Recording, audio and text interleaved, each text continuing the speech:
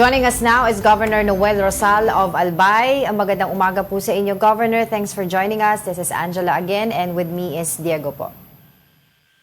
Angela, good morning. Okay. Thank you again for having me.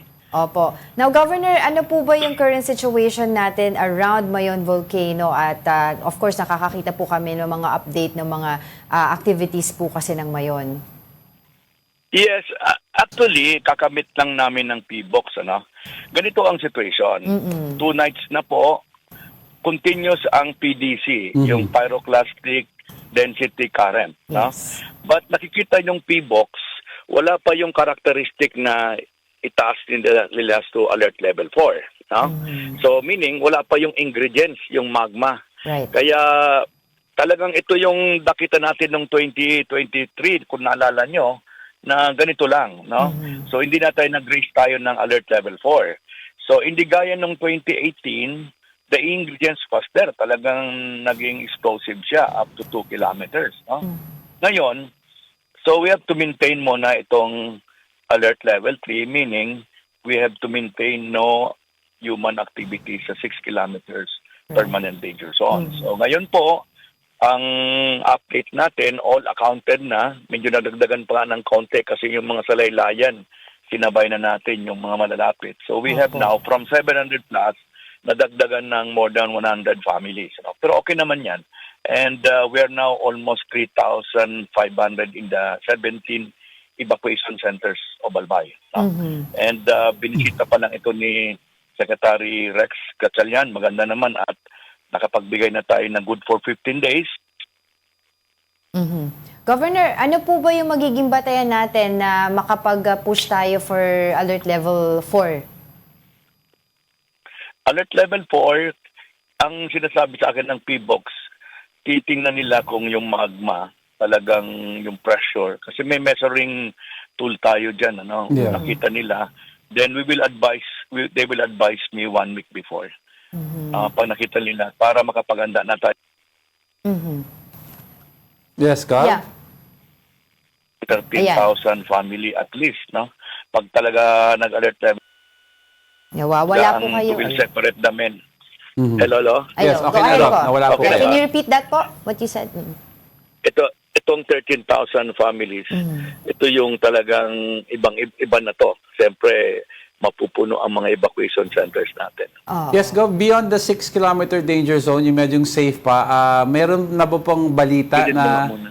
nagpapa-evacuate sila preemptively? Yes. Ang preemptive po natin, repeat natin, yung 6 kilometers permanent danger zone. Okay. And kamusta na po, Governor, ang quality of air around that, even out of the danger zone? May amoy na ba? Kasi I think, I remember last time na po nagkaroon ng ganito, medyong nagrereklamo ng ibang residents. Hindi pa masyado gaano, although may mga isolated tayo like in Daraga, kasi amihan baga ngayon. Yes. So talagang pag once bumuga siya nag-rockfall, meron na disturb yun, dinadala ng hangin yan. Yan ang nagpuproduce ng asphalt. No? Medyo minsan, how many kilometers na yan kasi malakas yung hangin sa taas. Oo. At saka ang maganda daw po, pagkaka-explain sa amin ni Katoto Bacolcol ng FIVOX po, medyo mataas-taas daw po kasi yung Mayon Volcano. Kaya, Mataas. Oo, kaya hindi masyado kumakalat yung hangin. Although meron pa din isolated naman. pa lang. Opo. Pero pag nag-explode yan, may matatamaan Of talaga ng course. asphalt yan. Oo. Minsan dumarating pa yan ng Quezon. Oo nga po oo. Pero, I think- Malakas yan, Angela, malakas Opo. yan. Oo. Now po, Governor, I remember talking to you, sinabi nyo nga po yung mga long-term plans para po sa mga kababayan natin na talagang permanently i-resettle na away from the Mayon Volcano. I was wondering po kasi if ever baka po tumagal yung ating mga kababayan sa evacuation centers, long-term plan po ulit po ng LGU based on your leadership na magkaroon po kayo ng mas maayos at mas malaki na evacuation. Is that being considered in your plans? No, hindi na evacuation. We're now considering resettlement. Yun. Permanent. No? Actually, kahapon, nag-dispatch ulit kami ng 3 mayors. 3 na lang.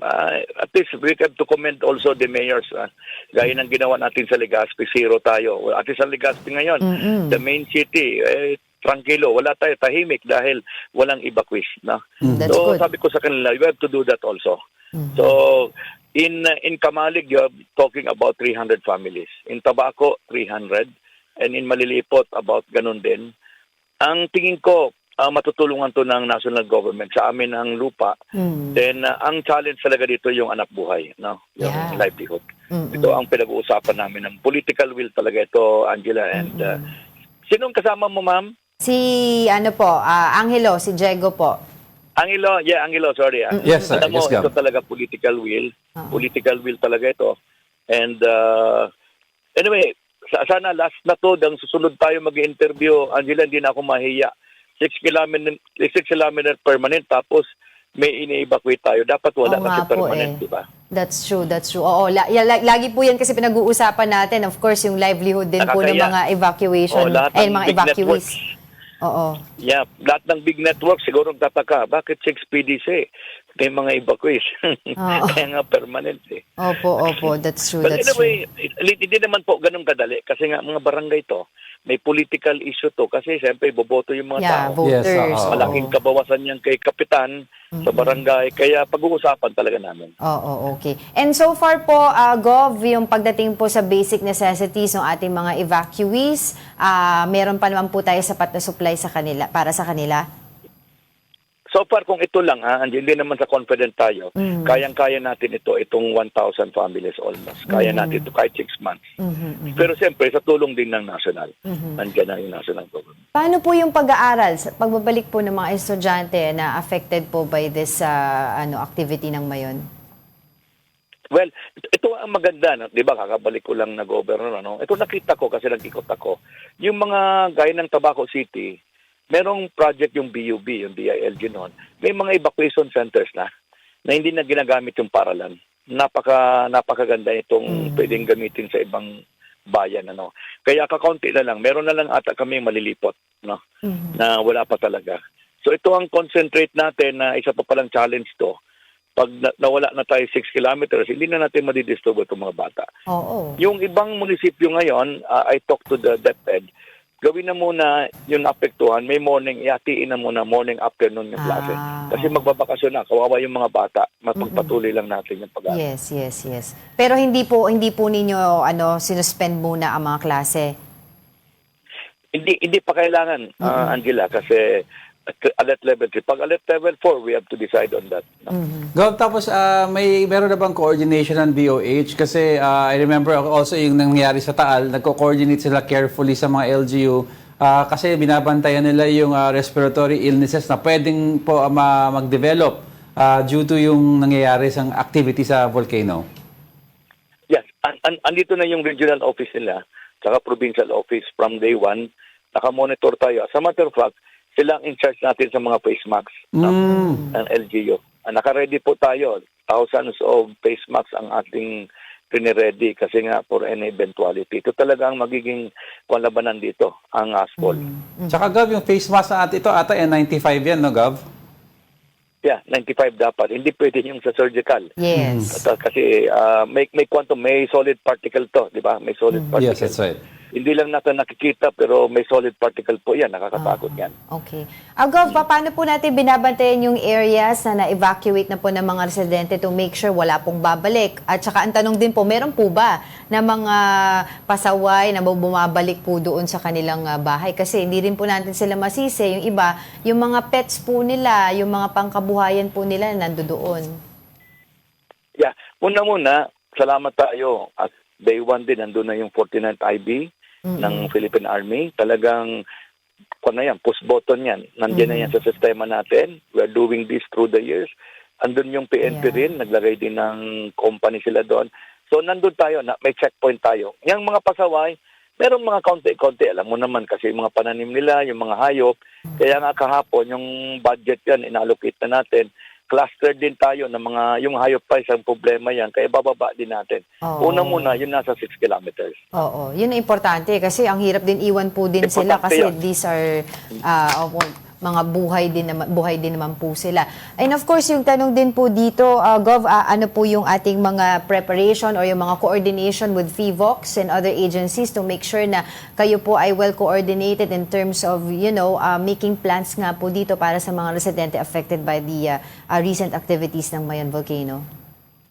Yes, meron kaming APSIMO. I have a people there na nandun mismo. Every minute hanggang gabi yan, nakamonitor kami. And we were given, ang usapan namin, we have to know it in advance palagi.